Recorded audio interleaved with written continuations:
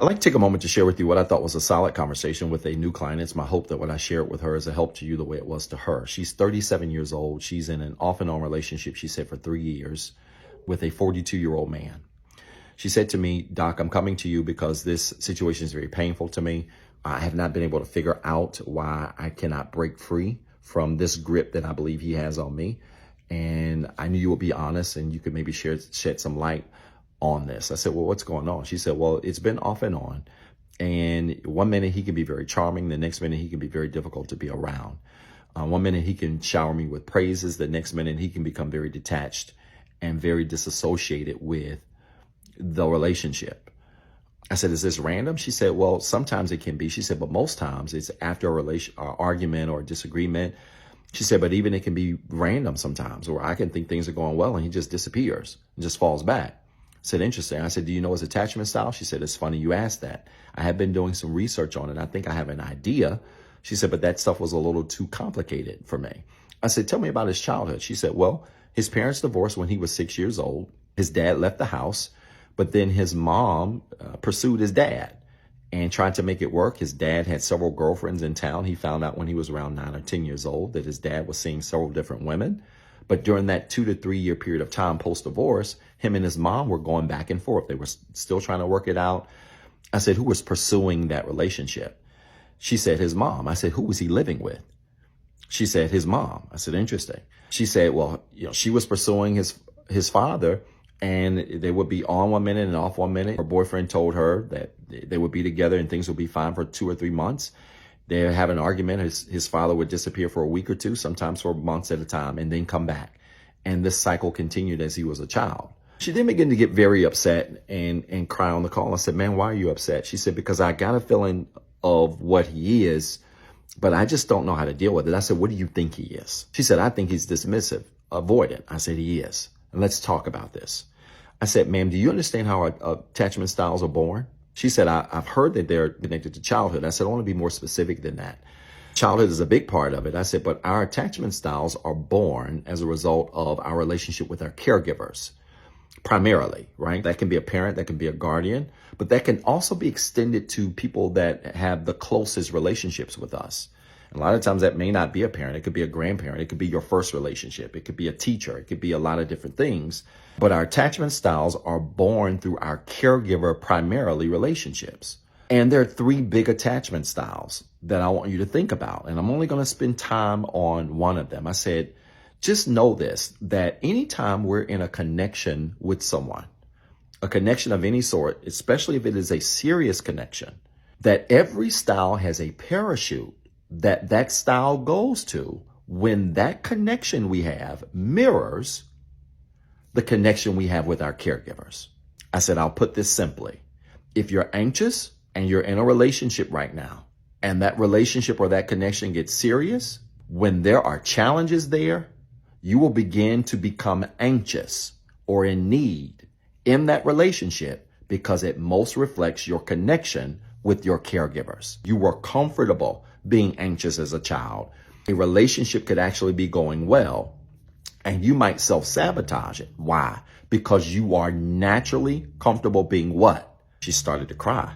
She said, being anxious. I said, that's your attachment style, isn't it? She said, it is. How did you know? I said, number one, I could tell just from the questions that you've asked and the detail that you've given me. I said, but number 2, an anxious attachment style and an avoidant attachment style go together like peanut butter and jelly. I'll get to that in a second. I said, the second style I want you to know is the secure style. When a secure person is in a relationship, and we should all strive to be secure, when they're in a relationship or connection with someone and things get a little rough or rocky, they throw out a parachute too, but that parachute looks like being sure, being confident, being self-assured. Why? Because in their relationship with their caregiver, that's what was modeled to them. Does that make sense? She said, it does. I said, and the avoidant isn't different. I said, man, when an avoidant is in a relationship or connection with someone and things get rocky, they're going to throw out a parachute. I said, but what is that parachute going to look like? She said, they're going to run. They're going to be an avoidant. They're going to be dismissive. I said, you're exactly right. I said, they're going to be elusive. And that's what we're dealing with. I said, that's a layman's overview. I said, but I want to give you 3 specific signs of avoidant behavior. And this is why, in my humble opinion, ma'am, It is impossible to be in a relationship with a dismissive avoidant because they'll destroy you. I said, number one clear sign of avoidant behavior is that they only want to love you on your own terms. She bursted out crying. I said, man, while you're crying, I'm going to keep talking because I need you to hear this. I said, do you have any cats? She said, I do. I said, let me ask you a question about your cats. I said, when you chase your cats, what do? She said, they take off running. I said, why? She said, that's in their nature.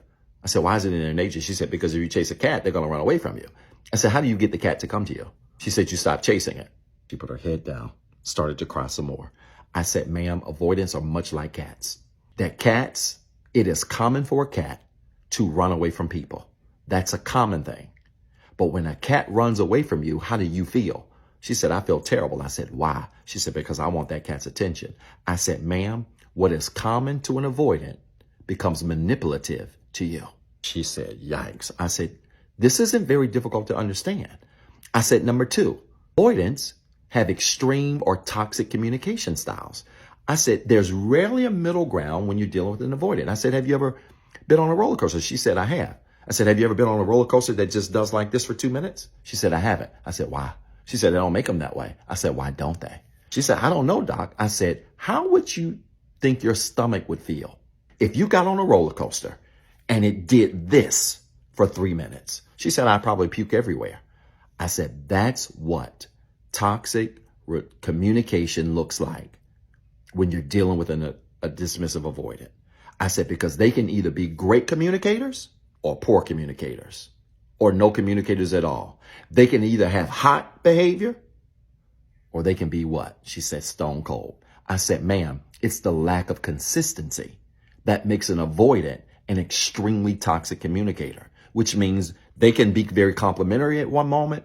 The next moment, they can be very difficult to even talk to. I said, and this is heightened when you have what? She said, problems. I said, exactly.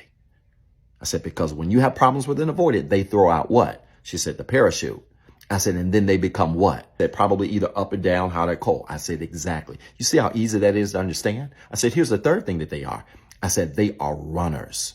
I said, they are runners. And not only are they runners, but they are runners, especially when things feel chaotic. I said that this chaos is interesting because for an avoidant, they will grow to find comfort in chaos growing up as a child. I said, your ex was used to his father not being around, so he could live with that. I said, but when it becomes too much for them, they will run or divert. In other words, ma'am, they'll be able to function for a while in chaos and actually return to it. But when it becomes too much, they'll take a break and need a break from it. I said, recently I was in New York and there was a gentleman that was jackhammering on the sidewalk. If you've ever been on Times Square, you've seen that. And there was a big parade going on. He was jackhammering. And I was thinking to myself, all of this music and noise and acrobats and stuff going on, this guy's still jackhammering. How can he concentrate? And I remember being right there at a food stand and I got some food. And then finally he just stopped. He laid the jackhammer down, took off his glasses, just walked off and stood over in the corner, not on his phone, and just stood there. I said, what was he doing?